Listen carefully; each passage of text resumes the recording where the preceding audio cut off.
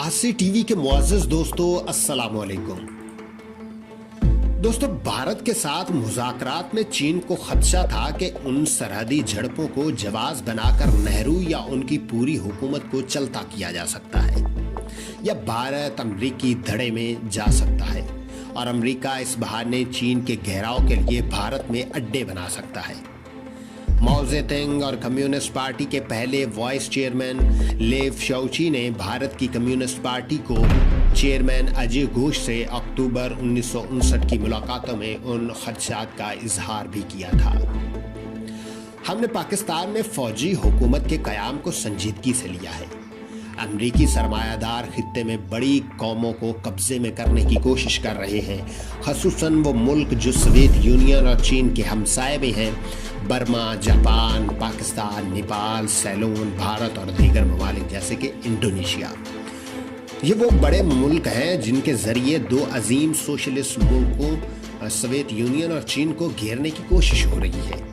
इस तरीके से अमेरिका के सरमायादार सोशलिस्ट कैंप के मुल्कों को फौजी तौर पर घेरना चाहते हैं। पाकिस्तान और बर्मा में वो काम है और इंडोनेशिया में वो उसको दोहराने अभी तक कोशिश कर रहे हैं। पाकिस्तान में कामयाबी के बाद अमरीकी यही सब कुछ भारत में करने की कोशिश में है। फौजी तौर पर चीन के घेराव के खदशात को तक़वियत 1957 से 1961 तक भारत के आर्मी चीफ रहने वाले जनरल के रवैये से भी मिली, जिन्होंने कृष्णा मेनन को दिफाए वजीर दिफा के ओहदे से हटवाने की कोशिश की और इस कोशिश से चीनी हुक्काम के खदशात बढ़ गए थे कि भारत भी अमरीकी मंसूबे की तकमील की तरफ बढ़ रहा है। चीनी हुकाम के ख्याल में जनरल दाएं बाजू का था, जो चीन के साथ सरहदी झड़पों की आड़ में भारत को अमरीकी मदद के लिए इस्तेमाल करना चाहता जा सके। कम्युनिस्ट पार्टी चीन के वाइस चेयरमैन लियो शाओची का ख्याल था कि मुमकिन है कि नेहरू दाएं बाजू वालों के हक में फैसला कर ले, लेकिन फिल वक्त उसे ऐसा करने से रोका जाना चाहिए। चीन के हुकाम नेहरू के मुताल्लिक़ खदशात के बावजूद उन्हें भारत की दीगर सियासी और अस्करी क़यादत से बेहतर ख्याल करते थे। भारत में फ़ौजी हुकूमत का रास्ता रोकने के लिए चीन ने भारत में पाकिस्तान और बर्मा जैसे हालात पैदा न रहने देने की हिकमत अमली अपनाई और कम्युनिस्ट पार्टी ऑफ इंडिया को दाएं बाजू के मुकाबले में नेहरू की हिमायत की हिदायत की गई और यूं भारत के साथ सरहदी तनाज़े को साजगार माहौल में मुज़ाकरात के ज़रिए हल करने की पॉलिसी अपनाई गई। 19 अक्टूबर को जब चू एन लाई ने नेहरू को ख़त लिखा कि भारत के नायब सदर राधा कृष्णन बीजिंग का दौरा करें, मुमकिन है ये दौरा मुज़ाकरात का नुक्ता आगाज़ साबित हो। चीन के सुधेर ने 24 अक्टूबर को जब ये ख़त पहुंचाया तो नेहरू और भारत के नायब सदर शदीद गुस्से में थे, क्योंकि 21 अप्रैल को चीन के फ़ौजी फायरिंग करके 17 फ़ौजियों को हलाक कर चुके थे। यूँ ये मौका भी ज़ाया हो गया।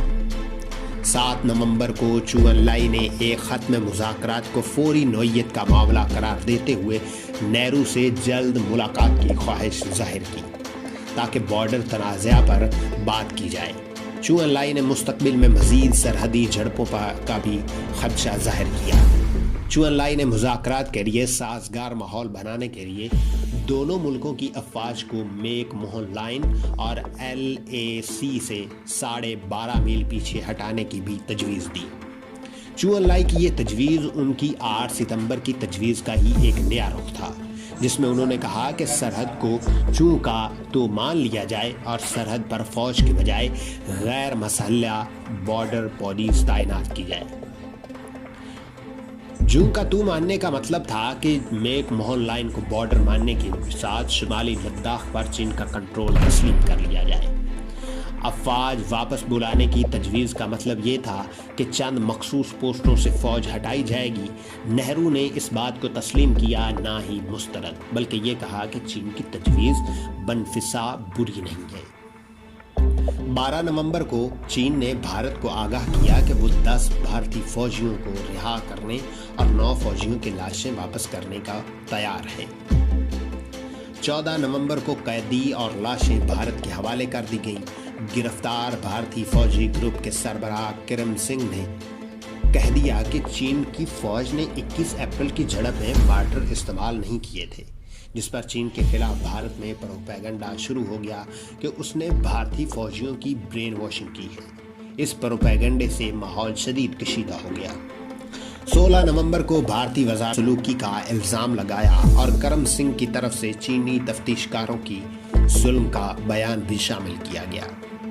17 نومبر کو نہرو نے چین کو خط لکھ کر پھر پیشگی شرائط عائد کر دی اور مبینہ مقبوضہ علاقے خالی کرنے کے علاوہ پورے لداخ میں دونوں طرف سے فوج پیچھے ہٹانے کی شرط عائد کر دی گئی۔ نہرو چو انلائی فوری ملاقات کی بجائے درمیانے درجے کے عہدیداروں کے مذاکرات اور بنیادی سمجھوتے پر سمجھنے اور پہنچنے کے بعد سربراہ ملاقات کی شرط رکھی گئی۔ پورے بارڈر پر دونوں اطراف کی فوج کے 12.5 میل واپسی کی تجویز مسترد کر دی گئی، اس کی بجائے گشت زیادہ بڑھا دیا گیا اور گشت روکنے کی بھی تجویز سامنے آ گئی۔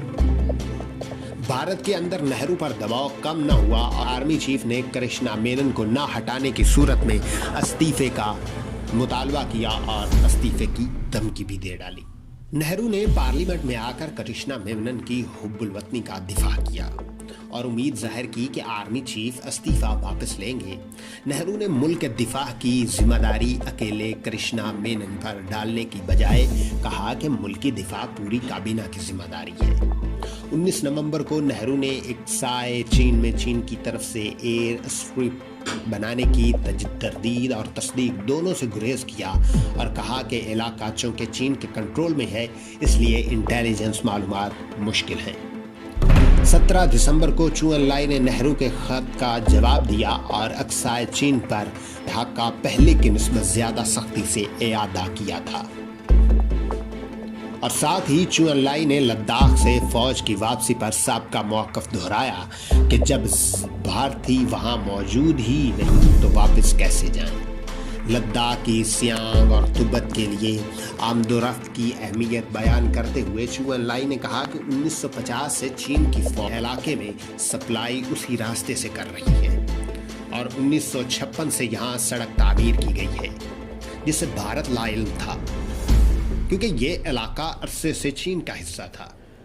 چو انلائی نے لکھا کہ وہ اگست 1968 میں قبضے میں لیے گئے علاقے لانگوجو سے نکلنے کو تیار ہیں، لیکن بھارت کے بدلے میں 10 متنازع پوسٹیں خالی کرنا ہوں گی۔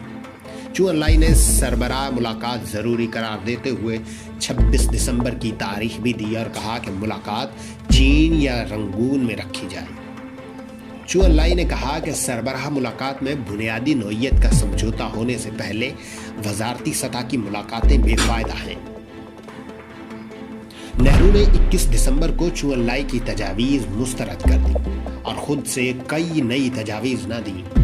نہرو نے کہا کہ وہ کہیں بھی اور کسی بھی وقت ملاقات کے لیے تیار ہیں، لیکن جب تک حقائق پر اتفاق نہ ہو ایسی ملاقاتوں کا کوئی فائدہ نہیں۔